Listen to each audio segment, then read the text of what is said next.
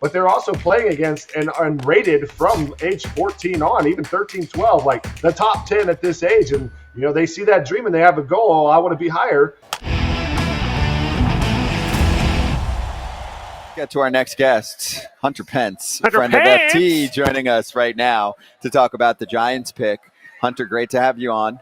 And let's get right into James Tibbs III, selected by the San Francisco Giants at number 13 overall. How you doing, man? It's great to see you. You enjoying this draft?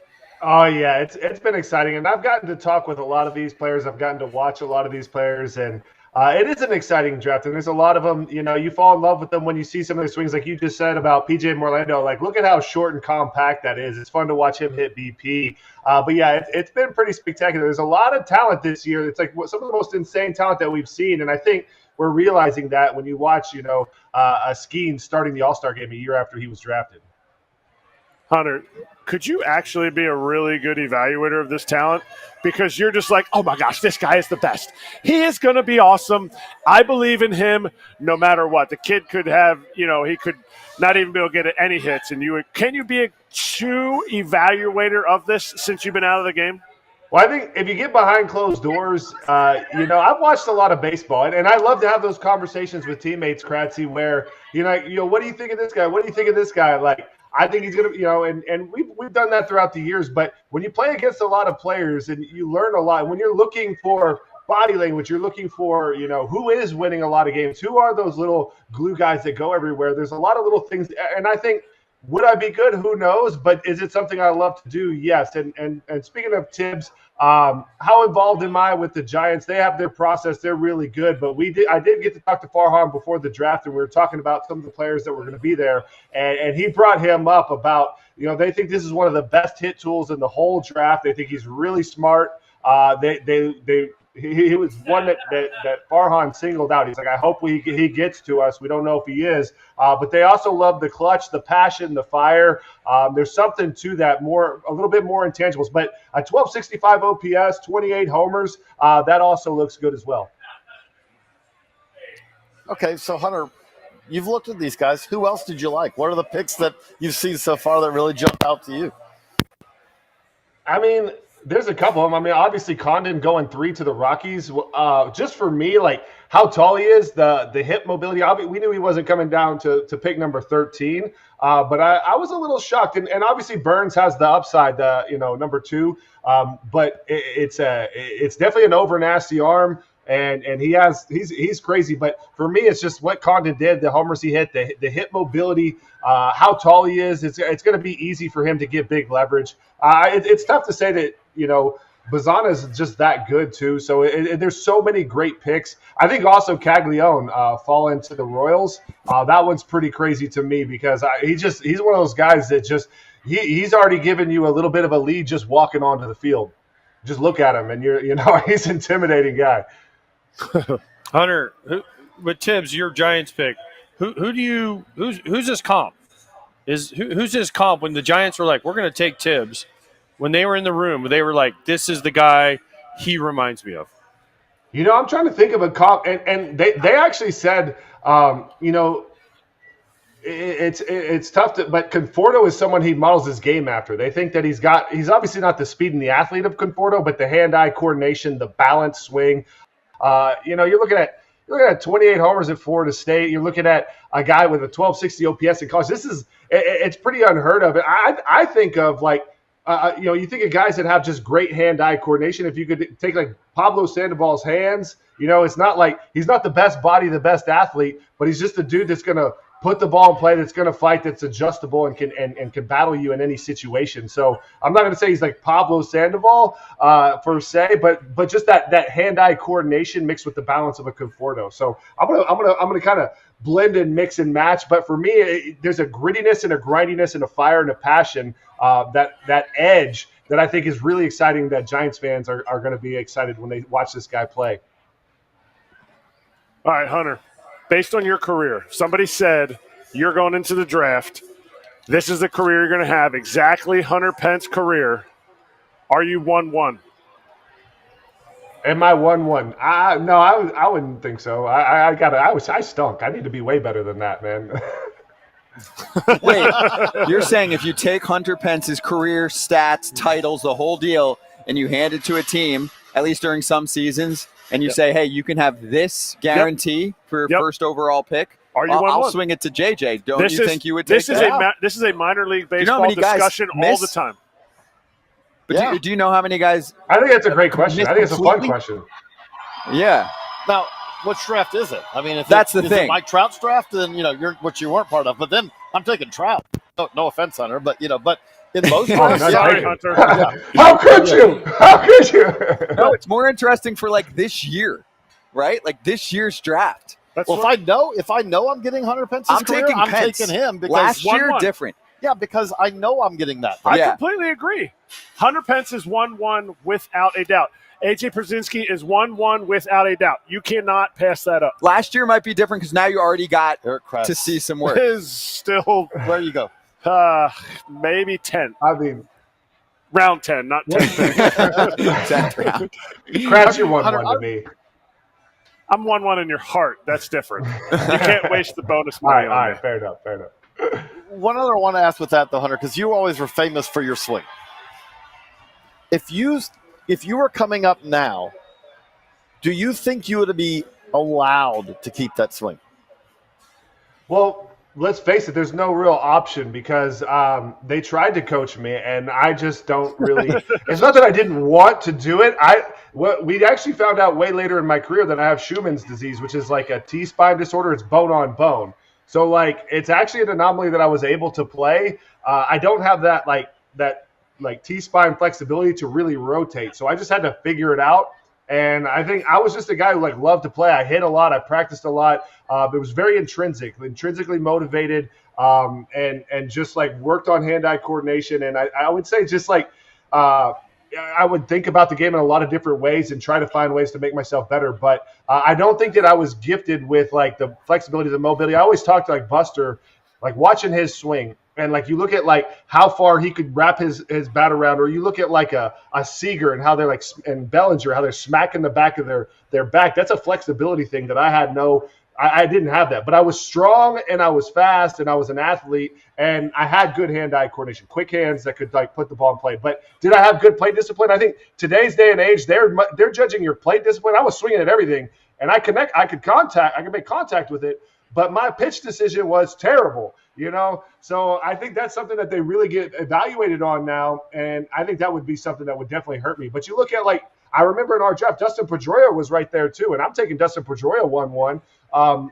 But for me, I think there's something to a Dustin Pedroia. You look at a grit, a fighter, a passion, play the game hard is something. I think as a scout, I want to see how you carry yourself. I want to see how you handle failure and how many times do you come back and how does your body language change. And I think that's one thing that we got really good here with James Tibbs III. And they have radar guns now measuring how hard you hit a baseball. I don't like that. I don't like that at all. Yeah, but you would have been top. But I don't like that. That doesn't matter if you don't like it. You ruined my life, my first game in the big leagues, because you hit a fastball that I was like, if that's how I have to hit in the big leagues, I'm screwed, because you would murder baseballs. And I watched you play. Yes, you worked hard, blah, blah, blah. But you would have shot up because of your freakish talent and your focus of the game. I got to hit one more Giants question here. Farhan, with his comments the other day, didn't really put a lot of hope for me as a baseball fan that the Giants are going to really do much. Do you feel like they're going to go hard at the trade deadline here? I think these last couple games really meant a lot, and I think Snell going 7 today, the walk-off win. The thing is this is a big head-scratcher team because Farhan went, the Giants went back into the pockets and made some big splashes. They brought in Soler, they brought in Chapman, they brought in Snell, and obviously we got Robbie Ray, who's looking good. He's going to be coming back very soon. He's got one more start. And this team is Bob Melvin's quotes even was they're fighting. And it is. It's a team that's really got a lot of glue, and they've lost a lot of really, really close games. But the work ethic, the camaraderie, the team, the chemistry, which is something that's hard to really explain, and it's a fun team to watch. The record isn't exactly what you would think, but it's easy to believe that they can really make it. Now, last year they were actually 9 games over 500, I think, at the break. But did you really believe in the talent? Did you have like some of these guys that are coming that you know are established that can like be huge impacts? It's easy to believe. I think it's a little frustrating losing the series to the Blue Jays after having a great road trip where they won a series against the Dodgers.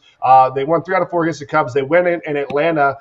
So some tough series. But I think the big win today against the Twins, what Snell showed us, I think they're going to be buyers. This is the San Francisco Giants. I think he was a little bit frustrated, which is suffice to say he had every right to be. And but you know he wants to see them. He wants to challenge them, and he wants to see them know like, hey, if you want to buy, you want to get in because this team wants to be in the playoffs. It's a bunch of guys that are grinding. It's some veterans. It's a team that's ready. Show me. And they finished up here the second half pretty strong right there. And it's easy to believe that they can really make a push if you just add a piece or two. Hunter, you've been involved in amateur baseball as well. How has it changed? How is it better? How is it worse? How is it different? I guess I would be the ask. Now and what is it doing now for these guys? Like it does. One thing that jumps out is we see guys who are more big league ready coming up more quickly. It seems like this. But how has it changed to you? Look, I love it, and I think it's so much better now. And I think this is also a reason why it's so much easier to evaluate talent. Because, if you want to get better at something, you need to play against someone like the best. You need to play against someone better than you. If you're playing against someone not as good as you or worse than you or not even in the same skill range, you don't really make yourself better. And so, there's all of these tournaments and everything's like kind of under scrutiny. That everything is measured in exit velo and you see your velocity at every tournament and the stats are there. But they know who the best players are because they continue to do it. And you bring the best teams together at many different tournaments. And I'm watching my nephews go through it right now. And they're all getting way better than we ever were at that time because they all know the best players and they're all playing against each other over and over again. So I think that this teaches them how to play under pressure because there's a lot of scouts, even when you're at 15, already watching you. College is already talking to you. So they get numb to this way earlier, but they're also playing against and rated from age 14 on, even 13, 12, like the top 10 at this age. And, they see that dream and they have a goal. Oh, I want to be higher. They start working at it. So I think that if they really want it and they're intrinsic, the path is there for you to go and play the best. And then if you win or lose or whatever, how do you get better? I think the board challenge is when you're at the top, do you go and play against the higher, older players and continue to challenge yourself? So I think that it's really beautiful what they have. They have opportunities and options, and fans are liking it. I think Darren Sutton, what he's done at Perfect Game, and I get to obviously work with him on the radio show where we get to talk with a lot of the great college kids and college coaches. And I've learned so much about the game through that show. But what Darren Sutton does, broadcasting all the showcases, putting a highlight on it, and they're getting a lot of people loving to watch it. The players are good. They have personalities, and he's put in a lot of work to make that happen. So for me, I think it's awesome because you're watching the best play the best. And if you're not ready for that level, they have a level for you. So you don't see these 21-2 games and it's just an easy steamroll and you're like, oh, I'm already too good at baseball. No, they're good players, play the best players. Yeah, it's cool. Yeah, you can get humbled in a situation like that, which is good for you. Hunter, awesome to talk to you as always. Make sure you check out Hunter on all the Perfect Game coverage. Check him out on San Francisco Giants TV coverage as well. Enjoy the rest of the draft, my friend. All right. Thank you all for having me and listening to me blab. Kratzy, great to see you. AJ, you're the best. And Bronny, you as well. And thank you guys so much. Have a good show. Thank you. Let's talk Babbel for a moment. Best way to learn a new language. Immersion. Thank you. Living where the language is spoken and using it every day. But if that's not your thing or you're not in the cards to just be able to travel all over the place and immerse yourself, you can still learn a new language the second best way, and that is with Babbel. You can hit the button again if you want. The little boop. Babbel is the science-backed language learning app. No, that actually works. There it is. Hey there, buddy. Babbel's designed by real people for real conversations. And the speech recognition technology also helps you to improve your pronunciation and your accent, which I know is important, but maybe not as important to me. I feel like I'm not good at mimicking accents. Kratz, I think, takes a lot of pride in doing that. Would you say? You can't roll your R's? Have you gotten to the point where you're rolling your R's? Not even close to rolling my R's. Can you roll your R's? Yeah, it's all about the tongue. perro, correr. It's all. I can't do that. My tongue is like really stuck to the whatever that bottom thing is that they call it. Oh, that's Retainer? disgusting. No, not retainer. Your retainer? You know, like how there's a. His headgear. I can't really move my mouth much. Can you roll your R's? Yeah. Oh, that's Of course, bro. Come on. I got tongue skills. I don't. So if you'd like to learn tongue skills, Babbel is for you. And here's a special limited time deal for FT listeners. Right now, get up to 60% off your Babbel subscription only for the FT fam at babbel.com/foul. Again, that's babbel.com/foul, spelled babbel.com/FOUL. Rules and restrictions may apply. And with Babbel, you can learn everything you need to have real-world conversations, from vocab words to culture, and all it takes is just 10 minutes a day. Hey everybody, be sure to like and subscribe for more content. We're back here every weekday, all year long, so do not miss an episode. The videos are coming in all day. Here's another video you might enjoy. Baseball the way it should be covered.